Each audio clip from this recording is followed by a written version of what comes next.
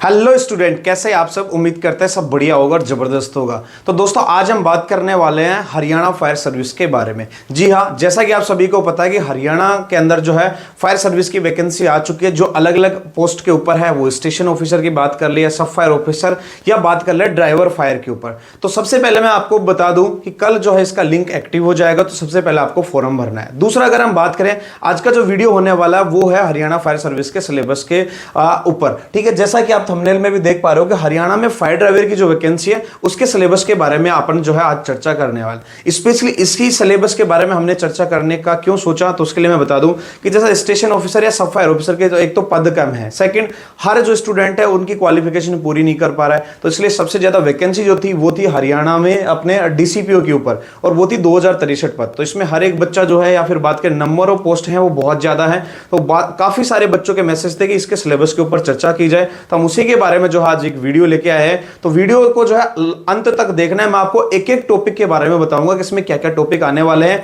उनकी तैयारी किस तरीके से करनी है। और आज हम बात करेंगे हमारा ऑनलाइन बैच के बारे में। आपके काफी सारे मैसेज आए, ऑनलाइन बैच के बारे में भी हम बात करेंगे किस तरीके से क्या क्या होने वाला है। तो वीडियो को चलिए शुरू करते हैं।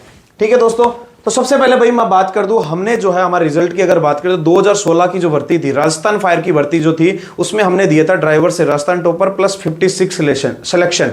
तो अगर राजस्थान की तरह हरियाणा में अगर टॉपर बनना चाहते तो आप हमारे साथ जुड़ सकते हैं। फायर जो आपका कंटेंट है उसमें जो है आपको पूरे में से पूरे अंक दिलाने की हम जो है कोशिश करेंगे, क्योंकि हमने पिछले कई सालों का अनुभव है, पूरी कंप्लीट एक टीम है, पूरा टेक्निकल चीजें हमारे साथ जुड़ी और एनालिसिस के बिहाफ पे और हमारी वर्षों की कठिन मेहनत और अनुभव के आधार पर जो है हम आपको जो है हरियाणा टॉपर बनाने की पूरी कोशिश करेंगे। अगर आप भी चाहते हैं हमारे साथ जुड़ना तो ऑनलाइन बैच में आप सभी का स्वागत है। फीस मैंने यहाँ पे दी नहीं है, तो जल्द ही फीस का अनाउंसमेंट होगा और ऑफिशियली कोर्स जो है लॉन्च कर दिया जाएगा। इसके बारे में बात करेंगे कैसे कैसे वो करना है। तो बनना है अगर टॉपर तो जुड़िए हमारे साथ। अब चलिए आगे शुरुआत करते हैं। तो सबसे पहले भाई इंपोर्टेंट अगर डेट की मैं बात बताऊं तो इंपोर्टेंट डेट आप नोटिस कर लीजिएगा। सबसे पहले फोरम ओपन डेट यानी ऑनलाइन फोरम की अगर तिथि की बात करें तो कल जो है क्या है, 16 मार्च है, और 16 मार्च से हमारे फोरम हो जाएंगे ऑनलाइन। तो 16 मार्च कल आपको सुबह उठते ही क्या करना है, जैसे ही आपके 10-11 बजते हैं आप जो नजदीकी मित्र पर जाइए और अपना फॉर्म डालना है। आपको देरी नहीं करना है, बाद में वेबसाइट क्रैश हो सकती है, ट्रैफिक आ सकता है, कुछ भी आ सकता है, लेकिन आपको अपना फॉर्म डाल देना है। क्लोजिंग डेट की बात करें तो आप सभी को पता है भाई 5 अप्रैल जो है इसकी लास्ट डेट है, तो आपको लास्ट डेट का इंतजार नहीं करना है, पहले आपको फॉर्म भर देना है। अपने नजदीकी मित्र पर जाकर फॉर्म जो अच्छे से भरे, किसी प्रकार की त्रुटि ना दे, या हम आपको पहले बता दें, अच्छे से इंस्ट्रक्शन पढ़े फिर ही जो है आप अपना फॉर्म डालें। अब बात करते हैं हम इसके सिलेबस के बारे में, यानी कंप्लीट पाठ्यक्रम क्या क्या होने वाला है। तो सबसे पहले मैं बता दूं, इसको 2 टुकड़ों में डिवाइड किया गया है। सबसे पहले ए पार्ट में उनके जो नॉर्मल जो चीजें हैं जो हरियाणा की है उनके बारे में, और दूसरा जो इंपॉर्टेंट है हमारा पार्ट है वो है फायर कंटेंट। और फायर कंटेंट की अगर बात करें तो देखिएगा यहाँ पे वेटेज दे रखा है भाई, वेटेज में 20% में दे रखा है general awareness, reasoning, mathematics, science, history including Haryana related history, current affairs, literature, geography, civics, environment, culture etcetera. यानी 20% टोटल नंबर का अगर आपका पेपर होने वाला है, मान लीजिए 100 का, जिसमें से 20 नंबर के क्वेश्चन आने वाले हैं किसके, इससे संबंधित। फिर दूसरा अगर वेटेज की 10% की बात करें तो computer terminology, fundamental, Word software, Excel software, PowerPoint, internet वगैरह इससे संबंधित 10% जो है इसका वेटेज आने। अब मैं आपको बता देता हूं, ये आप नोटिस करने आगे आने वाली भविष्य में सारी भर्तियों के अंदर कंप्यूटर से संबंधित क्वेश्चन आएंगे ही आएंगे। क्यों? इसका रीजन क्या है, क्योंकि हर जगह हर डिपार्टमेंट आज जो है टेक्निकली ज्यादा बढ़ चुका है, कंप्यूटर से रिलेटेड काम ज्यादा होते हैं आजकल, वो पन्ने पेपर वाला काम धीरे धीरे बंद हो गया। तो इसलिए 10% कंप्यूटर से संबंधित नॉलेज आपको होना अति आवश्यक है। और फिर सबसे इंपॉर्टेंट अगर बात करें तो इसमें आ रहा है सब्जेक्ट रिलेटेड सिलेबस, और इसका वेटेज है 70%। भाई वेटेज काफी अच्छा है, 70% वेटेज बहुत होता है। और इस 70% में यदि आपने कमांड बनाई तो मैं आपको वादा दिला रहा हूं कि आपका सिलेक्शन सुनिश्चित है। दूसरा, 2063 पद, आप सोचिएगा, एक तो ये पदों की संख्या बहुत ज्यादा है।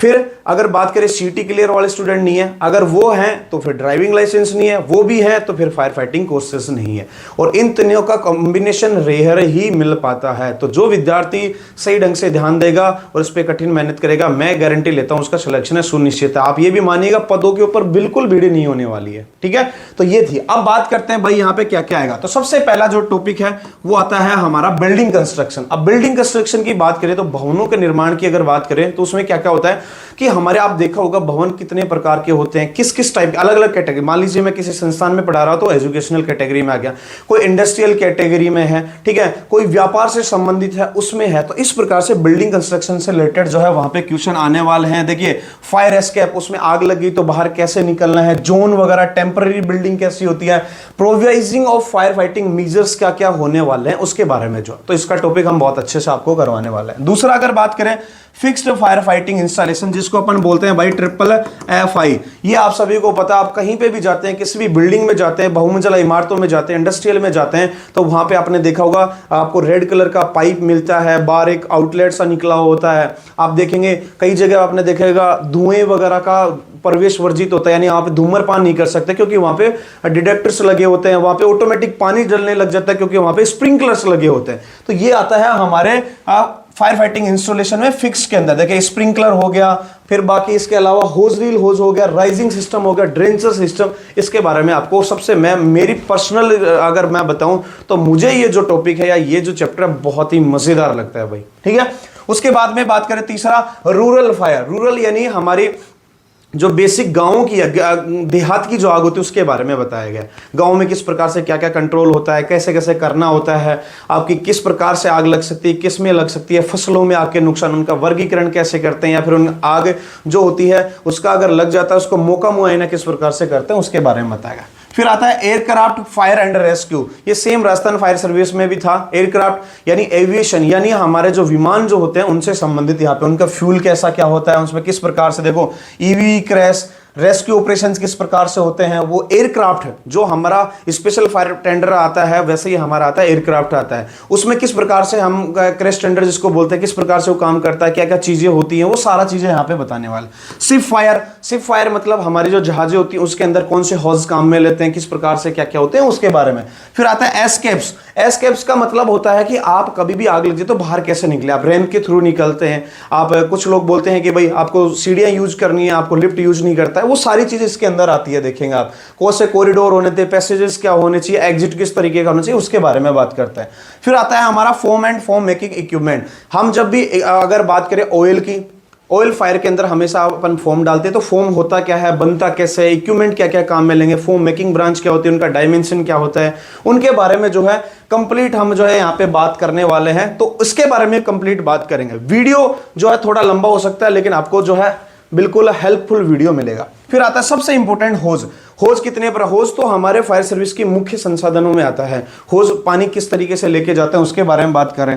फिर स्मॉल गियर्स, स्मॉल गियर्स कभी भी आप कोई भी प्रकार की आग बुझाने जा रहे हो, आप रेस्क्यू करने जा रहे हो तो स्मॉल गियर्स के बिना नहीं हो सकता। आप कई बार देखे होंगे लोहे के सरिया आपस में जो है चिपक जाते हैं, उनको खोलना है, दरवाजे तोड़ने हैं, जो है बहुत सारे काम होते हैं, स्मॉल गियर्स वहां पे काम में लेता है। फिर आती है लेडर्स, जब भी ऊंचाई की बात आए, बिल्डिंग फ्लोर की बात है तो हम ध्यान में रखते हैं लेडर्स, यानी हमारी जो सीढ़ियां होती है वो कितने प्रकार की होती है, कैसे कैसे काम करते हैं, उनकी टर्मिनोलॉजी क्या होता है, उनको लगाते हैं कैसे हैं, बिल्डिंग में सेफ्टी वर्किंग एंगल क्या होता है, सारी चीजों के बारे में हम यहाँ पे बात करने वाले।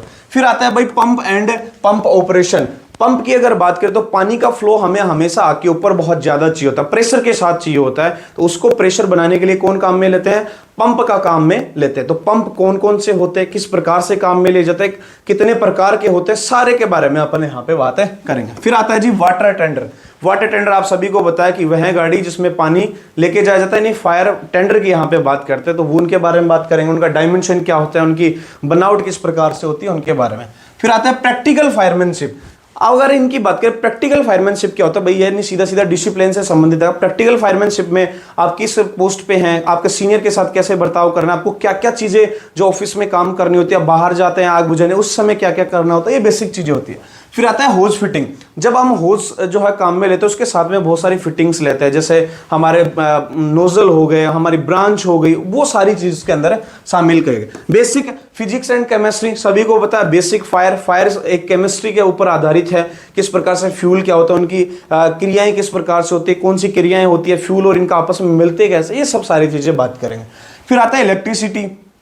इलेक्ट्रिसिटी आपको पता है फायर के अंदर इलेक्ट्रिसिटी का बहुत बड़ा महत्व है, क्योंकि इलेक्ट्रिसिटी की वजह से बहुत सारी फायर होती है। तो ऐसी आग अगर लग जाए इलेक्ट्रिसिटी में तो वहां पे किस प्रकार से बुझाएं, किस प्रकार से क्या क्या चीजें करें। फिर आता है हाइड्रोलिक्स। अब देखिएगा ये पूरा साइंस का जो है चैप्टर आने वाला भाई हाइड्रोलिक्स, यानी इसको बोलते हैं द्रव्य विज्ञान की अगर बात करें तो वो आता है। आपके बता देंगे भाई इतने का जो है हमारे पास एक टैंक है वो कितनी देर चलेगा, कैलकुलेशन करना है कि हम इतनी ऊंचाई पर अगर फायर फाइटिंग कर रहे हैं उसमें कितना लॉसेज होगा, तो फाइनल डेस्टिनेशन पे पानी कितने प्रेशर से पहुंचेगा, तो ये सारे हाइड्रोलिक्स के अंदर आते हैं। फिर आता है हाइडेंट एंड फिटिंग। हाइडेंट आप सभी को पता है, जैसे मैंने बताया बिल्डिंगों के बाहर एक जो है रेड कलर का लोहे का पाइप जो है लगा होता है, वहां वो किसे काम करता है, उसको खोलते कैसे हैं, फिटिंग्स क्या क्या होती हैं उनके बारे में। वाटर रिले, एक जगह पे आप फायर फाइटिंग कर रहे हैं, दूसरी जगह से पानी लाना, उनको किस प्रकार से कर सकते हैं, क्लोज सर्किट, ओपन सर्किट, वो सब वाटर रिले के अंदर।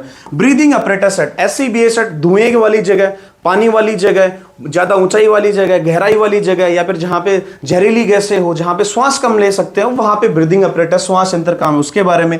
केमिकल एक्सटिंग्विशर, जितने भी हमारे एक्सटिंग्विशर उसके बारे में बात करेंगे। वाटर वाला हो गया, CO2 वाला हो गया, फोम वाला हो गया, DCP हो गया, सारे एक्सटिंग्विशर के बारे में, उनका डिस्चार्ज कितना होता है, कितनी देर तक चलते हैं, उनके अंदर पाउडर है तो कौन सा पाउडर डाला जाता है, ये सब सारे। फिर आता है फर्स्ट एड जो है रिसेसिटेशन। फर्स्ट एड की बात करें तो फर्स्ट एड आप सभी को पता है प्राथमिक उपचार की यहाँ पे बात, कोई व्यक्ति घायल हो गया, आप आग बुझाते समय उसको किस प्रकार से जो है आप फर्स्ट एड देंगे। रिसेसिटेशन मतलब श्वसन क्रिया कैसे देंगे, CPR से संबंधित जो है यहाँ पे चीजें आने वाली है, किस प्रकार से उनको चीजों को करेंगे, वो सब सारी चीजें यहाँ पे आने वाली। फिर आता है हमारा वॉचरूम प्रोसीजर। वॉचरूम की अगर बात करें तो भाई गाड़ी कब बाहर निकली है, कब गाड़ी आई है, कितने लोग फायरमैन गए थे, किस प्रकार से गए थे, लॉग बुक वगैरह, अकरेंस बुक वगैरह, बहुत सारी जो है यहाँ पे जो है हम बात करेंगे। फिर आता है साल्वेज। साल्वेज भी आपको पता है किस प्रकार से साल्वेज, बिल्डिंग में जो है बाद में हम फायर होने के बाद साल्वेज करते हैं, किस प्रकार से चीजें हटाई जाती हैं, वापस से आग ना लगे, उनसे सुरक्षा से संबंधित बिंदु, वो साल्वेज के अंदर आता है। Station administration. अब इस स्टेशन एडमिनिस्ट्रेशन का मतलब क्या हो गया भाई, वो ऐसी जगह है जहां पे अपना फायर का संबंधित कार्यालय बना होता है, उस प्रकार वहां पे ड्यूटी कैसे होती है, किन किन चीजों का ध्यान रखना, अपना ड्रेस कोड वगैरह वगैरह, बहुत अच्छी अच्छी चीजें उसमें शामिल की है। फिर आता है स्पेशल सर्विस। स्पेशल सर्विस में देखिएगा आप, स्पेशल सर्विस का मतलब होता है आग बुझाने के अलावा बाकी जो है बहुत सारी चीजें करते हैं। आप बाढ़ में काम करते हैं, आप नदी वगैरह में कोई व्यक्ति डेथ हो गई, वो सारे देखिएगा यहाँ पे। लिफ्ट सर्विस, रेस्क्यू एनिमल्स की, कई बार देखा होगा कुएं वगैरह में जीव जंतु पड़े तो भी फायर सर्विस आती है, ठीक है, ये सारी चीजें। फिर लास्ट में आता है अपना डिसिप्लिन, कि किस प्रकार का डिसिप्लिन, उनसे आपका सीनियर आपके सामने आ रहा है उसको किस प्रकार से बात करना चाहिए, उसको जो जब फर्स्ट टाइम उनको उनसे बात करते हैं तो कैसे करें वगैरह वगैरह, बहुत सारी चीजें। तो ये था हमारा पूरा का पूरा जो है सिलेबस। दोस्तों उम्मीद करता हूं अच्छे से समझ में आएगा। मैंने बेसिक ब्रीफली देने की कोशिश की है, लेकिन ये मैं आपसे वादा करता हूं जिस प्रकार से मैंने इन चीज़ों के बारे में समझाया, जब आप हमारे ऑनलाइन या ऑफलाइन कोर्स के अंदर आओगे तो इनको जो है बहुत अच्छे तरीके से हम समझाने वाले हैं, ठीक है जी। सेकंड चीज़ ये है, टाइम हमारे पास बहुत कम है, तो जो विद्यार्थी ऑनलाइन हमारे साथ पढ़ना चाहते हैं फटाफट रजिस्टर्ड करें। किसी प्रकार की कोई समस्या है तो हमारे पर्सनल कॉल पे नंबर पे आप जो है कॉल कर सकते हैं, हमें बता सकते हैं, ठीक है। कोर्स जो हम जल्दी स्टार्ट कर देंगे आप सभी के बीच में, ठीक है। अब अगर आप चाहते हैं कि हमारा कोर्स जो है, चाहते हैं कि सर हम आपसे जुड़ना चाहते हैं, हमारे प्रीवियस रिजल्ट्स आप देखिए, अगर चाहते हैं कि हमारे साथ जुड़ना तो उसके लिए क्या करें, तो सबसे पहले जाना है आपको प्ले स्टोर के ऊपर। प्ले स्टोर आप सभी लोग समझते होंगे, हमारे मोबाइल में जहां पे भी न्यू ऐप डाउनलोड करना होता है वहां पे जाता है प्ले स्टोर में, और वहां पे आपको डालना है भाई गुरु कृपा फायर क्लासेस। गुरु कृपा फायर क्लासेस का नाम डालेंगे, ये सेम एज इट इज लोगो आपके सामने आएगा, सेम ऐसा कैसा लोगो आएगा। इसके अलावा हमारा कोई भी ऐप नहीं है तो आप चक्कर में ना पड़े, सेम लोगो आएगा, उस पर क्लिक करिएगा, इंस्टॉल करिएगा, और इंस्टॉल करने के बाद अपने पर्सनल मोबाइल नंबर से रजिस्टर करके अपना नाम डाल दीजिएगा। स्टोर में जाकर हमारा कोर्स परचेज कर लीजिएगा। फिर भी आपको कोई समस्या आती है, मैं आपको मेरे पर्सनल खुद के नंबर आपको दूंगा, ये मेरे नंबर होने वाले हैं और ये हमारे हेल्पलाइन नंबर है। आप कभी भी इन पे 24/7 कॉन्टेक्ट करिएगा, मैं जो है आपकी सहायता के लिए तैयार रहूंगा, ठीक है दोस्तों। ये था आज का स्पेशली जो है टॉपिक। हरियाणा फायर सर्विस से संबंधित किसी प्रकार का क्वेश्चन आपके माइंड में हो तो कमेंट बॉक्स में लिख दीजिएगा, और भी कोई भी आपकी बातें हो, समस्याएं हो, कुछ भी हो, कमेंट बॉक्स में जो है आप डाल दीजिएगा। नेक्स्ट वीडियो के साथ जो है हम उसको पूरा करने की कोशिश करेंगे, और आप सभी को जो है बेस्ट ऑफ लक है, और ज़्यादा से ज़्यादा तैयारी करिएगा दोस्तों। जो है सीटें बहुत ज़्यादा हैं, विद्यार्थी बहुत कम हैं, कंपटीशन बहुत कम रहने वाला है, सफलता आपको अवश्य मिलेगी। मैं फिर जल्द से जल्द आपसे मुलाकात होगी, तब तक के लिए मेहनत करते रहिए, मैं मिलूंगा जल्दी, तब तक के लिए जय हिंद।